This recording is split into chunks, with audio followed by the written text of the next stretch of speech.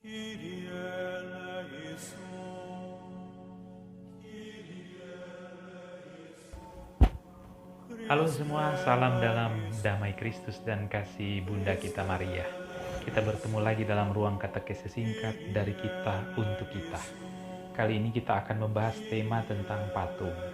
Jadi jika kita berjalan di ibu kota dan kota-kota besar lainnya, kita akan menjumpai karya seni dalam bentuk patung-patung, sekaligus itu menjadi sebuah monumen untuk mengingatkan kita akan jasa-jasa para pahlawan atau tokoh-tokoh yang dihormati lainnya. Spiritus Kita akan membahas dalam pembahasan kita kali ini mengenai penggunaan patung dalam gereja Katolik. Sancta Trinitas Bukan rahasia lagi bahwa umat Katolik menggunakan patung dalam ibadat.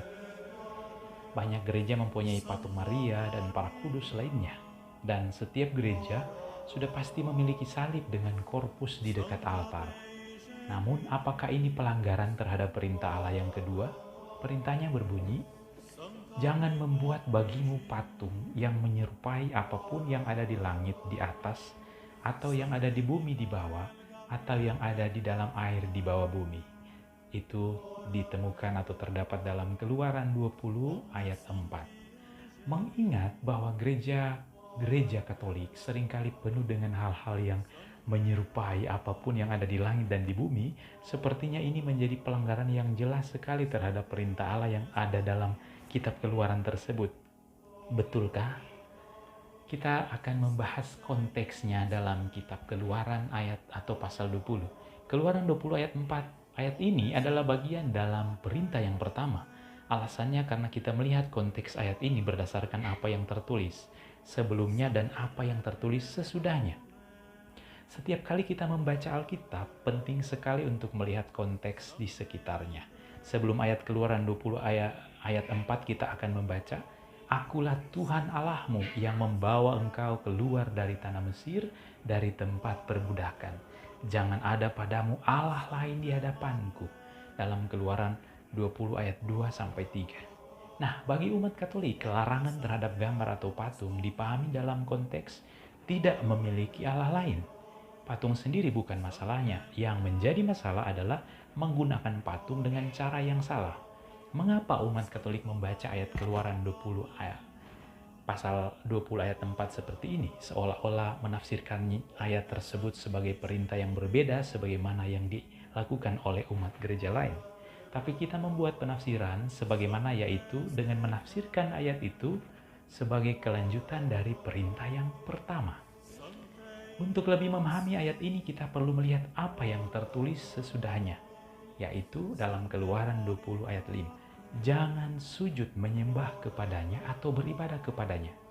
Sekarang kita bisa melihat ketika perintah itu bukan dimaksudkan pada perbuatan memahat patung, tetapi lebih ke membuat dan menyembah patung-patung untuk menggantikan Allah, mengingat bahwa ayat Keluaran 20 ayat 5 tersebut berada di tengah-tengah ayat tentang penyembahan Allah.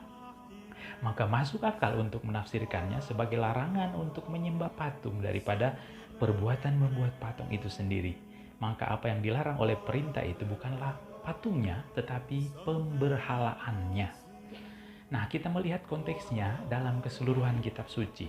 Sama pentingnya untuk melihat konteksnya secara langsung dari perintah larangan membuat patung sebagaimana yang dijelaskan sebelumnya, maka penting juga untuk melihat konteks Alkitab yang lebih luas lagi. Apa yang dilakukan para tokoh perjanjian lama dengan patung? Pernahkah mereka membuat sesuatu yang menyerupai apapun di bumi maupun di langit? Atau apakah mereka benar-benar melarang penggunaan patung? Kita akan lihat yang pertama, tabut perjanjian. Ketika kita membaca Alkitab secara keseluruhan, kita melihat banyak contoh penggunaan patung yang digunakan dalam ibadah. Beberapa kasus bahkan kita bisa melihat Allah sendiri yang memerintahkan umat untuk membuat patung. Tabut perjanjian adalah tempat kehadiran Allah. Ketika tabut itu dibuat sesuai dengan perintah-perintah Allah, termasuk di dalamnya sebuah perintah membuat patung kerub dalam Keluaran 37 ayat 7, perintah ini bukan berada dalam kitab lain dalam Alkitab, tetapi pada bagian kitab yang sama yang berisikan larangan dalam Keluaran 20 ayat 4. Dalam konteks yang lebih luas ini, maka jelas sekali patung-patung malaikat tidak bertentangan dengan perintah tentang patung. Mengapa? karena manusia tidak menyembahnya. Sama juga ketika Salomo membuat bait Allah sesuai dengan perintah Allah sendiri, Salomo menghiasinya dengan patung kerub. Itu dalam 1 Raja-Raja ayat 6 ya, atau pasal 6. Kita melihat bahwa seiring perkembangan sejarah Israel, patung dan gambar makhluk surgawi yaitu para malaikat tidak bertentangan dengan penyembahan kepada Allah. Nah, yang kedua, ular perunggu. Salah satu kejadian dalam kitab Bilangan adalah di mana Allah terlibat secara khusus dalam memerintahkan Musa untuk membuat sebuah patung. Ketika umat Israel mengembara di padang gurun, mereka bersungut-sungut kepada Allah. Allah menghukum mereka dengan menyuruh ular-ular tedung ke antara bangsa itu. Ular-ular itu memanggut banyak orang dan membunuh mereka. Dan menghadapi konsekuensi ini, umat Israel mengakui dosa mereka dan kemudian bertobat. Mereka meminta Musa untuk menjadi perantara bagi mereka. Lalu Allah berfirman kepada Musa untuk membuat ular tedung dari tembaga yang ditaruh pada sebuah tiang. Jika seseorang dipagut dan dia memandang ular tembaga itu, maka dia akan tetap hidup. Hal ini dikisahkan dalam Bilangan pasal 21 ayat 4 sampai dengan 9. Nah, pelajaran apa yang bisa kita petik dari kisah-kisah ini? Yang pertama, terkadang Allah memerintahkan para pemimpin umatnya untuk membuat patung. Faktanya sendiri bahwa perintah Allah tentang tidak boleh membuat patung tidak terbukti. Lebih jauh lagi, dalam hal ini Allah berkarya melalui patung. Melalui ular tembaga, Allah berkarya untuk menyembuhkan bukan hanya patung semata, tetapi sebagai sarana di mana Allah memberikan anugerah kesembuhan jasmani. Nah, ular tembaga sangat penting sehingga Yesus membandingkannya dengan dirinya dalam Yohanes 3 ayat 14-15. Dan sama seperti Musa meninggikan ular di padang gurun, demikian juga anak manusia harus ditinggikan supaya setiap orang yang percaya kepadanya beroleh hidup yang kekal dalam Yohanes 3 ayat 14 sampai dengan ayat 15. Nah, sangat tidak mungkin sekali Yesus menunjuk ular tembaga sebagai gambaran dirinya jika ular tembaga adalah hasil dari perbuatan melanggar perintah. Namun kemudian ular tembaga itu dihancurkan. Melihat keadaan sebagaimana patung itu dihancurkan menunjukkan kepada kita lebih banyak lagi tentang bagaimana kita harus memperlakukan patung yang telah mereka buat. Dalam Alkitab mengatakan bahwa Raja Israel yang bernama Hizkia melakukan apa yang benar di mata Tuhan dalam 2 Raja-Raja pasal 18 ayat 3. Di antara berbagai hal yang dilakukan Hizkia sebagai raja, dia menghancurkan ular tembaga yang dibuat Musa. Itu dalam 2 Raja-Raja pasal 18 ayat 4. Sekarang tindakan menghancurkan patung adalah salah satu hal yang dia lakukan dengan benar. Alasan dia menghancurkannya karena seiring waktu berjalan, ular itu menjadi objek pemujaan. Maka masalahnya bukan patungnya, tetapi bagaimana penggunaan patung itu sendiri. Kemudian penggunaan patung dalam gereja Katolik oleh umat Katolik. Apakah hal ini membuktikan bahwa umat Katolik tidak melanggar perintah itu? Ketika Anda masuk ke dalam sebuah gereja Katolik, Anda mungkin melihat seseorang mencium ikon atau patung salib, berlutut di depan patung Bunda Maria, menaruh bunga di depan patung orang kudus favorit mereka, atau menghormati patung di sana. Bukankah ini melanggar makna dari apa yang diperintahkan? Ketika orang-orang menyembah ular tembaga, maka tepat jika patung itu dihancurkan, bahkan jika tidak menjadi masalah untuk memiliki patung orang kudus dan malaikat, apakah umat Katolik mempergunakan patung itu dengan cara yang benar?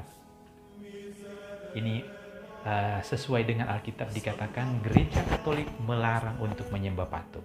Umat Katolik hanya menyembah Yesus, dan gereja sendiri melarang untuk menyembah pribadi yang lain seperti malaikat, para kudus, bahkan Bunda Maria. Hanya Allah yang pantas disembah.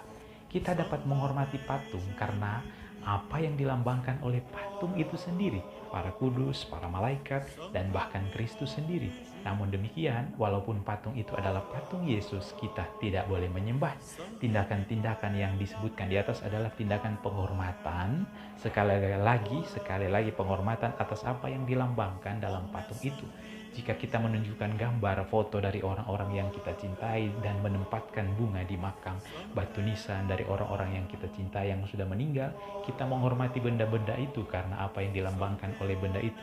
Kita menyembah mereka yang sudah meninggal itu dalam bentuk menghormati foto ataupun benda-benda yang ada kaitannya dengan mereka. Nah, bahkan jika seorang Katolik berlutut di hadapan sebuah patung, hal ini bukan berarti seorang Katolik itu menyembah patung. Yosua sendiri bersujud dengan mukanya sampai ke tanah di hadapan tabut perjanjian. Ingat, dalam tabut itu ada patung kerub, dan berdoa kepada Allah sambil menghormati tabut itu dalam Yosua 7 ayat 6-9. Demikian juga dengan umat Katolik dapat menggunakan tubuhnya untuk menghormati patung sambil berdoa kepada Allah dan bukan berdoa kepada patung itu. Supaya penjelasan ini berimbang, Allah memang meminta Yosua untuk bangun dari sujudnya. Namun Allah tidak mempertanyakan sikap sujudnya ini dan Allah tidak berkata tentang tidak seharusnya Yosua menghormati benda yang ada patungnya itu. Sebaliknya Allah bersabda kepada Yosua untuk bangkit dan mulai melakukan hal-hal yang menjadi jawaban dari Allah atas doa Yosua. Nah, penghormatan yang tepat itu bagaimana? Umat Katolik menggunakan patung, lukisan, mosaik untuk mengingatkan kita kepada mereka yang telah mendahului kita. Sebagaimana halnya para kudus, mereka mengarahkan kita kepada Kristus melalui kebajikan, teladan hidup mereka, mengingatkan kita kepada pribadi mereka dan mengingatkan kita untuk berusaha mengejar kebaikan. Sebelum penemuan foto gambar buatan manusia, lukisan atau patung menjadi satu-satunya cara yang bisa dilakukan sebagai pengingat akan mereka secara fisik.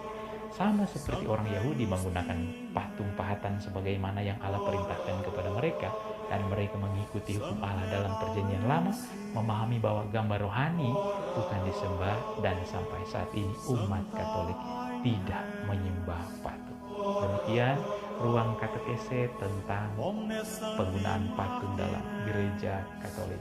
Terima kasih, salam damai dalam Kristus dan kasih Bunda Maria.